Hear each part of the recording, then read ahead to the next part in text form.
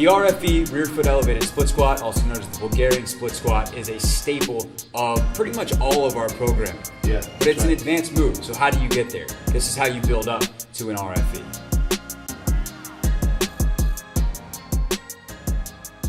Chris, how are we going to start? So we're going to start off with just a basic iso hold. So you're going to put your right knee down onto the pad, left foot out front. Now one of the things I always point out is we want some parallel lines here. We want this front shin to be parallel to the line that my spine is projecting, and that line should project all the way through. So if I take a look at him from the side here, I should see a straight line from the knee, hip to the shoulder, and then all the way up through the ear. I want that line to be straight. So if he starts to hunch forward, that's not a straight line. If he starts to lean back, not a straight line. And of course, we don't want any side-to-side sway or rotation. So that's the first thing. As always, 3 points of contact underneath that front foot, big toe, little toe, and heel. So we're going to push through. Okay. Now from here, I'm going to go hands behind the head, just to accentuate that posture, chest out, shoulders back. Really drive those elbows back through. Now all I want you to do is I want you to push through that front foot. Lift your back knee up off the ground, just 2 inches. Boom, there, and hold. This is going to be really difficult for a lot of people, right? But what they're learning is they're learning how to activate the muscles, activate their core so they're not leaning forward, squeezing this glute, keeping this hip underneath the stretch, and then also activating the other glute so that knee doesn't valgus across. Ready? Let's hold it up there for 10 seconds. Good. Chest out, shoulders back. And you can see already everything is starting to turn on a little bit. So it doesn't have to have a ton of weight, just as long as we're doing it right. Good, relax.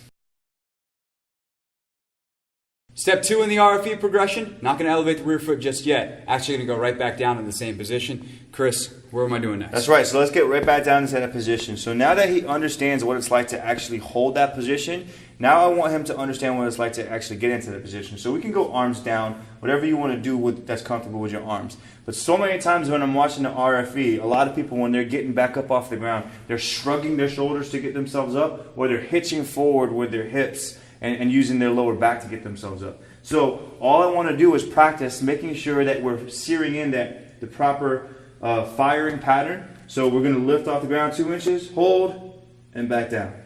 Again, up, hold 2 inches, and back down. And again, what I'm looking for is no shrug in the shoulders as he's coming up.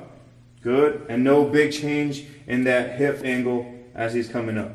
So I want to make sure that I'm doing this now before I start to elevate the foot and add weight. So why is that the second progression? Because you think holding it, that seems a little bit harder, searing that position in, but why repping it? Why is that the second step? Holding it is first because I want them to understand what those muscles feel like. Now I want them to understand what it's like to activate those muscles in the proper pattern. So if you're not getting the pattern right, it's really hard because you don't know what it's supposed to feel like first. So for me, I use isometrics as just kind of a reminder to teach the brain, hey, this is what this position feels like, and we got to steer that into the brain and make it almost permanent. Step 3, we're going to elevate the back foot. We brought over the box. We're going to add a little bit of weight. What am I doing with this thing? So this is going to be a goblet hold. Now, we're using a 12-inch box for Craig because that's what he's comfortable with. If somebody has really, really tight hips, you might want to think about using a 6-inch box. For somebody who's really mobile, maybe elevate to an 18-inch box. But let's go ahead and elevate your back foot. Place your knee down onto the pad. So again, what I want to do is make sure that my foot is set up properly. So this shin should be almost vertical. If that shin is negative, then that means your foot is too close. If that shin has a positive angle, then that foot is too far away. So you want to set your foot so that your shin angle here is almost vertical, right? And then we're going to hold that kettlebell right underneath our chin. And then again, we're just pushing through the 3 points in the front foot, big toe, little toe, heel, standing all the way up. Full extension, and then drop it down nice and slow. Tap, and come back up. Now just tap. Don't actually rest on the pad. That's what we want. We don't want to actually rest on the pad. Good, let's get 2 more. All the way up. Last one. And relax. Good. Another thing to keep in mind, can you make sure that back angle, shin angle is the same? Simulating your running form. This is why we love the RFE. It's because it helps you really simulate. It's the closest thing we have to that actual running form. Right. So making sure that you're in the same position you are when you run, pretty key to the RFE. Final step in the RFE, we get to load it up. Really, I guess you could put a bar on your back, but why do you like the suitcase as a heavy RFE? I like the suitcase better because it's easier to dump. If for some reason it becomes an unsafe rep because you're challenging yourself, and you should be challenging yourself, then it's much easier for me to drop dumbbells than it is for me to bail with a bar on my back. So it's easier for me to spot. It's easier for you to dump out of it in case the rep becomes unsafe. So and you're gonna get that load anyways, right? Another great thing for us is, especially for our football players, training that grip strength.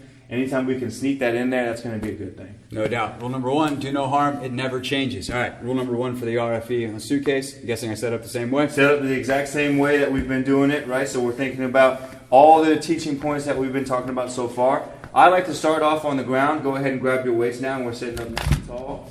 Boom. And then we're going to go ahead and start with our first rep, pushing through that foot all the way up, down slow, just a light tap, and then right back up. Good.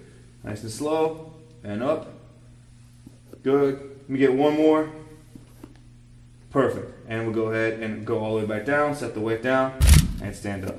Now, when you think about programming the RFE, rep ranges, things like that, you can kind of do everything with it. Yeah, so you can start off, I mean, obviously I would start off with a moderate weight, probably 3 or 4 sets, 8 to 12 reps, depending on my athlete. But then as we get further along into the program, we're going to think about 5 sets of 5, 5 sets of 3. And really starting to challenge ourselves. Once again, that's why I like dumbbells versus barbells, because I know that I can give somebody a 3-rep range, really challenge that leg, not worry about that back too much.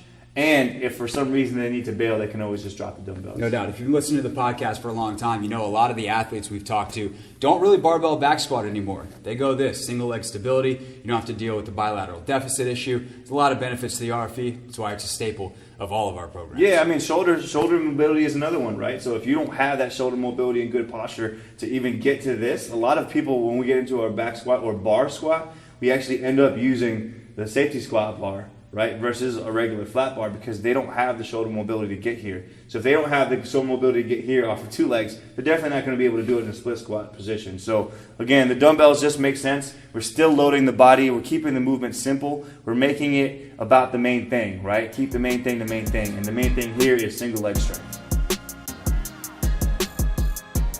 Subscribe on YouTube.